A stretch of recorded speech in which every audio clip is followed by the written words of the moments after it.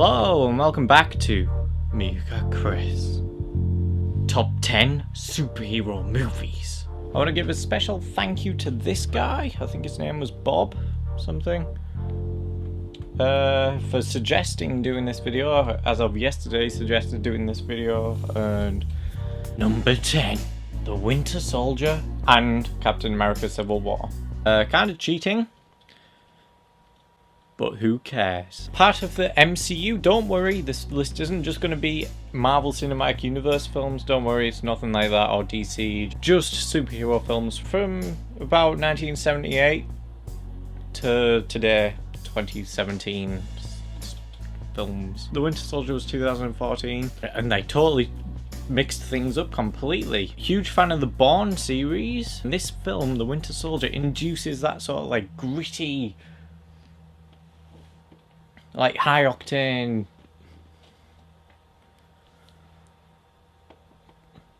brutal,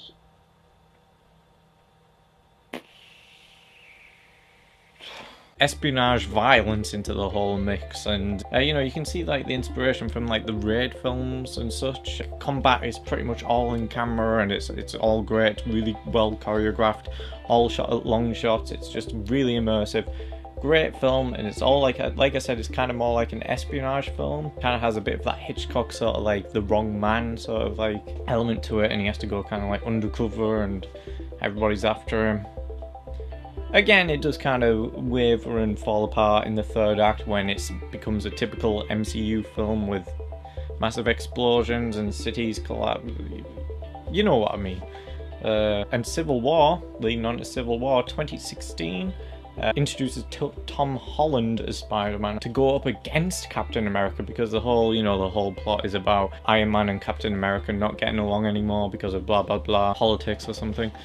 And then a bunch of other Avengers decide which team they're on, Captain America or Team Iron Man, and then the head-to-head fight. And it's cool. The airport sequence in particular stands out to me. It's just a bunch of superheroes that we've come to know and love throughout the MCU, such as Iron Man, Captain America, Black Widow, Hawkeye, Ant-Man, and now Spider-Man. All just head-to-head in this big, huge climactic battle. Yay! And it's so much fun. It really is so much fun.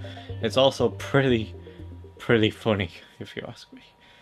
Number 9, X-Men First Class. I think this was also 2011-ish. Matthew Vaughn stepped in to direct this time. The only one he's directed. He's known for Kick Booty.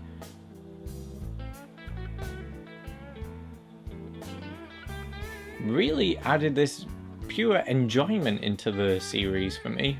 Beforehand it was very, I don't know why, it was just a bit depressing to watch this dark blue steel serious films all the time. I know they had a bit of like humor and such every now and then, but I don't know, this one kind of stepped things up and it became very much a more enjoyable film. It's a prequel to the original X-Men series from the early 2000s, and it brings in the likes of James McAvoy and Michael Fassbender in particular to portray younger versions of Xavier and Magneto.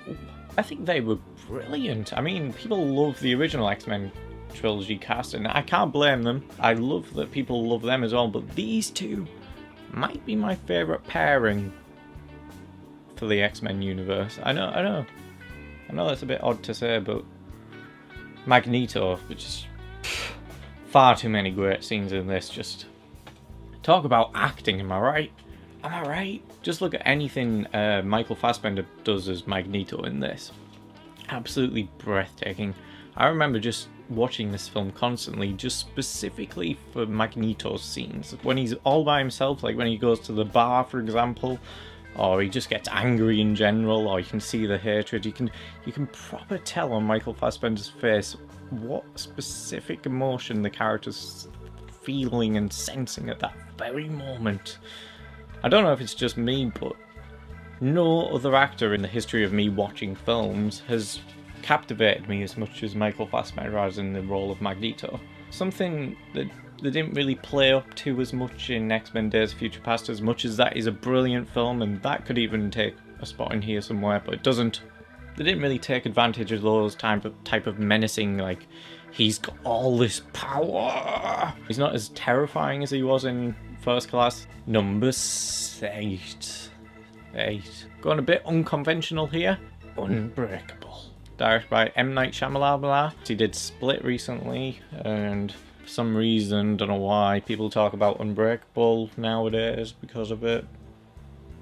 Unbreakable has always stood out to me. I remember watching it years ago and just being like, huh? This is secretly a superhero movie, isn't it? It's an origin story.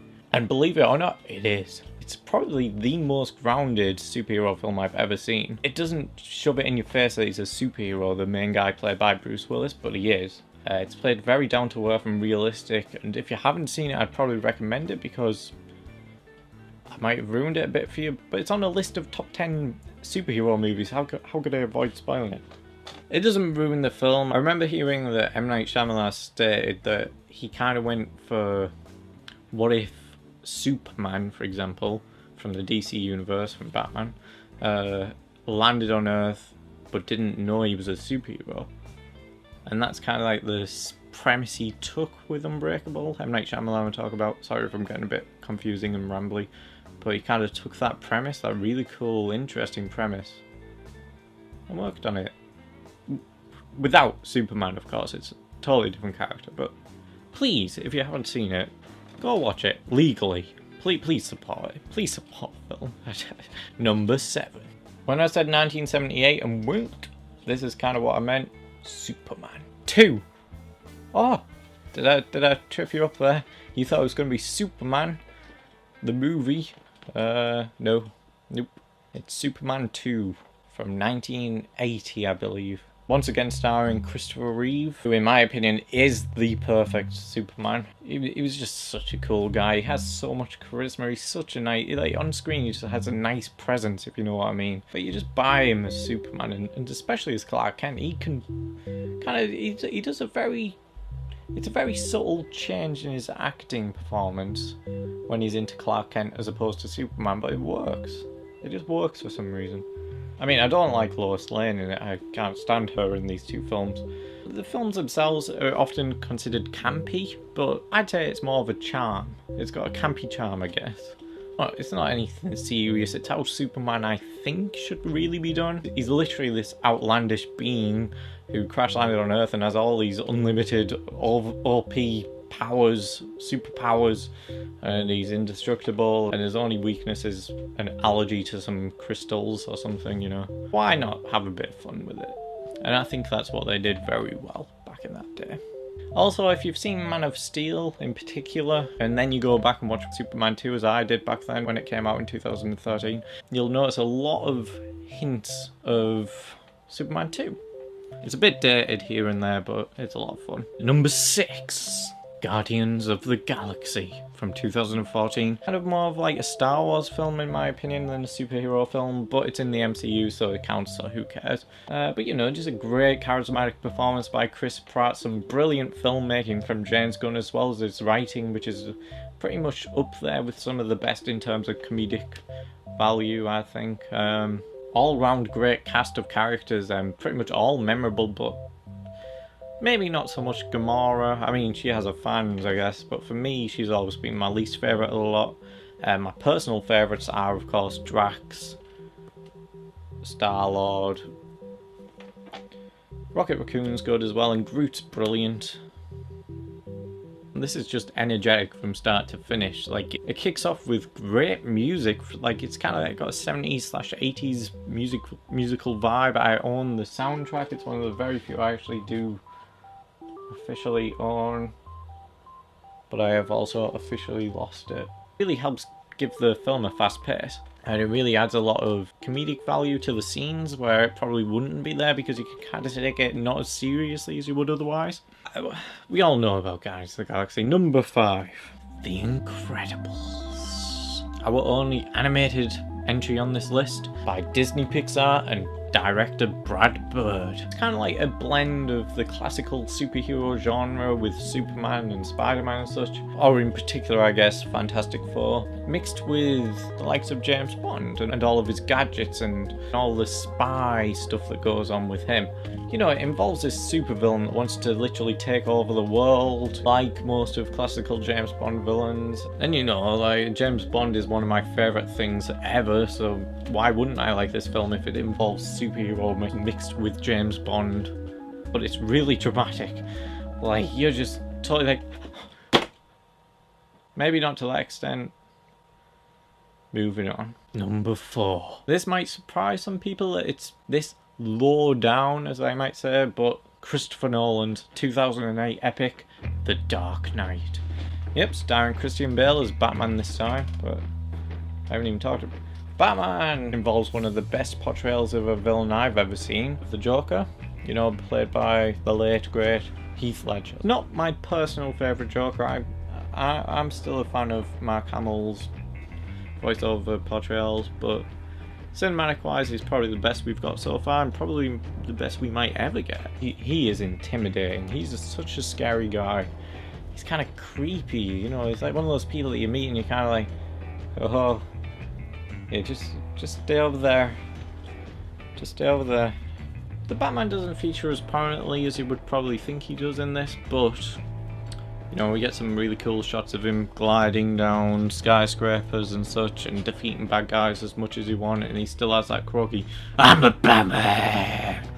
Kinda. I know that was a really bad impression, but you know, it's got some great cinematography from Wally Pfister, some epic scores by Hans Zimmer, the great Hans Zimmer, one of my favourite composers. Number 3. Kick Booty. Oh, Kick Booty. This was one of the films back when I was really getting back into filmmaking I would watch over and over again, because I was just blown away by how basically portrayed a gritty version of the SpiderMan film. You know, the original Sam Raimi film. It's like kind of like his origin.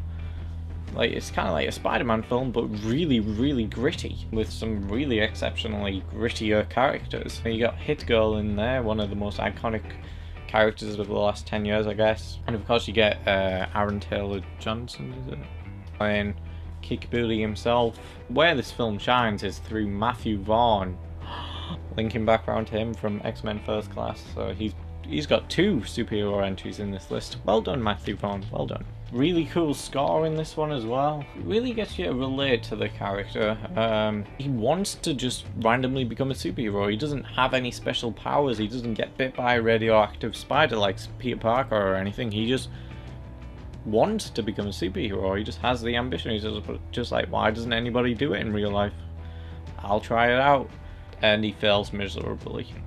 Well, that is until he meets Big Daddy, and not that Big Daddy, and Hit Girl, and he literally accidentally enters this world of literal crime, like awful crime, where people's heads explode in microwaves, similar to License to Kill.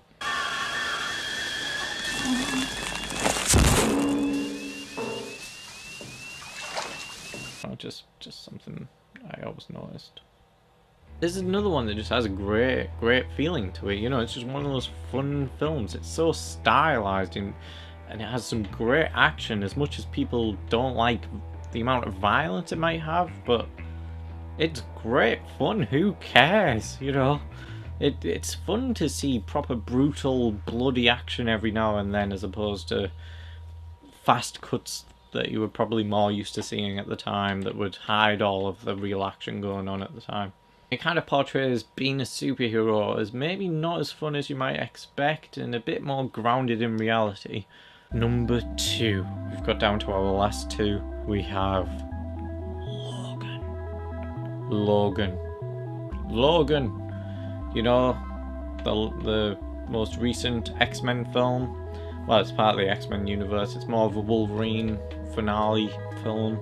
You know, Hugh Jackman basically returns as a Wolverine for one last outing, and it is brilliant. Came out at the beginning of this year, March I believe. I saw it February 28th, I think I saw it the first day you could possibly see it here in the UK. I did a review on it if you want to see that. I like grounded, realistic superhero depictions.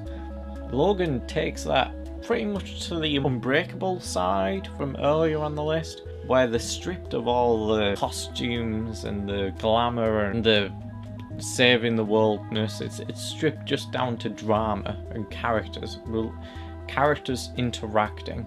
That's all it is. It's just things that happen to the guy who plays Wolverine, and maybe he's not as happy with being Wolverine as we might have thought he was. There's no more X-Men left in the universe apart from him and Xavier, played by Patrick Stewart, who probably gives his best performance of his entire career. I mean, he does a lot of work, and I haven't seen it all, I've barely seen any of it, but I could probably still argue that this is his best. It's depressing to watch him. He's so believable as this completely broken man as Xavier. But at the same time, I guess you do have the super cool, brutal action scenes, which is what we've all wanted to see from Wolverine. Lets the camera linger, Wolverine slicing everyone up, and finally, we've reached number 1. So what could it be? Well, let me tell you, it's not just one film. You know, like how number 10 was 2 films as well? Yeah, I don't care about rules. I'm a rebel. And this time, we're putting my favourite superhero films together because I can't decide which one I prefer. And it is Sam Raimi's SpiderMan and SpiderMan 2 from 2002 and 2004, and SpiderMan this time is portrayed by Tobey Maguire, the first person to do it right, in my opinion, in terms of live action. Because who was happy with this guy doing it?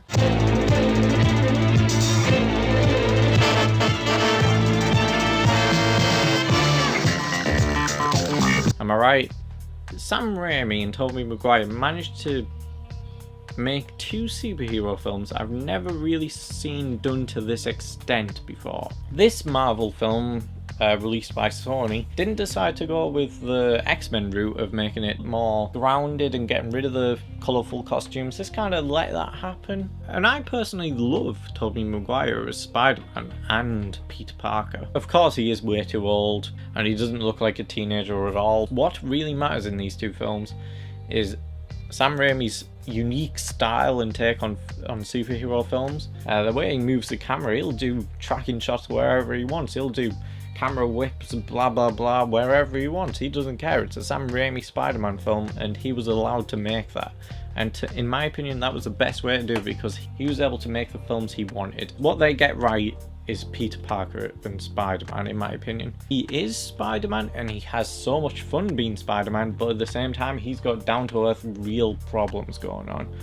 Chasing after the girl he likes, I guess, Mary Jane. As much as nobody likes her, I don't mind her, I don't hate her. And he's got to look after his Aunt May after what happened to Uncle Ben. Oh my god, is that his fault? It should be. No. I don't know where I was going with that. It's dark. It's pretty dark. Nobody says this, but they are pretty dark films. I mean, they've got their light moments for sure. Great villains as well. Willem Dafoe as the Green Goblin. Perfect casting in my opinion. I don't care about the suit. It looks fine to me. Some people say it looks more like a Power Rangers thing. I think it's fine. Never been an issue to me. And of course, Doc Ock. One of the best films I've ever seen in terms of superheroes. So relatable. So you can just so understand his motive. Like he is a broken man like anybody else really. You can believe his motives. I mean, you may not necessarily agree with them, but you're behind them and you like Doc Ock. You know, you like Spider-Man, you like Doc Ock, you like the Green Goblin. That's a well done, good job. Peter Parker has his whole issues, like I said, but he has like with Mary Jane, but with Harry Osborn, especially in the second film, his best friend's father's dead, who was Willem Dafoe's Green Goblin. And Harry Osborn believes that Spider-Man killed his father, which is of course Peter Parker, Harry Osborn's best friend. So there's that whole conflict. The films basically have a lot of conflict in them, and it's not fighting conflict, it's human conflict. You know, it's about friendship and betrayal and trust, and I love it. It's just, you know, I can't get enough of watching those 2 films. When I'm watching them, I just feel for Peter Parker the entire time. I'm on his side. I'm there in every moment he's in. I'm tense when it needs to be tense, like when he does the and has to jump off backwards because the glider is coming from the Green Goblin. You know, I like swinging through the city with him. I mean, I'm not physically... You know what I mean. And of course, it's all helped by the brilliant, and I mean almost borderline masterpiece score that is the Spider-Man score. I love what Danny Elfman did with this score. Like, you feel like you're leaping out into the city with Spider-Man, and it just feels like it's representing Spider-Man as Spider-Man, if you know what I mean. Basically, I like to listen to that score a lot because it's just perfect, and I don't think they'll ever do a better score for Spider-Man than that. It's so iconic, just as iconic as John Williams' Superman theme, in my opinion. Spider-Man. Anyway, yeah, thank you for watching. That was my top 10 superhero films of all time. I haven't seen them all. I've seen quite a lot, not all of them. And again, I want to thank Jeff. I don't know why I said Bob earlier, but it's Jeff. I want to thank you so much for suggesting to do this video yesterday. You putting that effort into writing a comment and suggesting doing a video that you wanted to watch really gave me the motivation to do this. So thank you very much, and I really hope I didn't disappoint with the video. To everyone else, why not like and subscribe? Because I try to do videos every now and then. Thanks for watching. Bye!